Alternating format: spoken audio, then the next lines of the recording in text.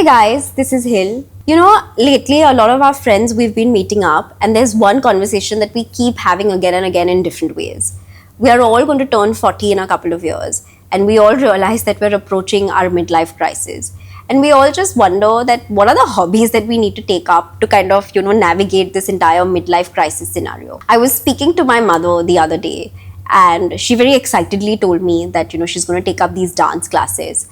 And I was like, wow, you've never done them before. And she's like, yeah, but I have the time and I'm really excited and I want to do them. And I think it complements my singing classes, which, I love. And I'm like, yeah, I know you love them. You've told me that a million times.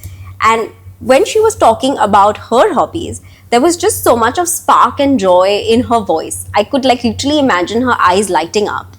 And that got me thinking, where have all our hobbies gone? Why don't we pursue them anymore? I was setting up my kids' post-school schedule, and I was trying to fill it up with hobby-driven classes, not academic-driven classes. And I was discussing this with my neighbor because she also has a child of similar age. And she said, just in conversation that, Hiloni, our lives have become very monotonous and very much driven by work. Our parents lived their life. We are just, kind of moving on work, so much to the point that even celebrations feel like chores. And the ordinariness of that statement, said with this sense of apathy, made me realize that what she's saying is bang on. We make our work our entire existence. Work, in fact, it is our work that dictates whether we are going to have a social life or no. And it has reached a point where even celebrations feel like chores. I remember we had Ganpati in our building, and while the festivities were great, I was participating, I had a great time.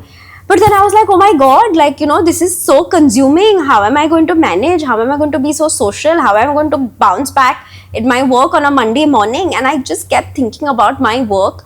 And I'm like, why has this come to this? And again, to go back to that question of, where have the hobbies gone?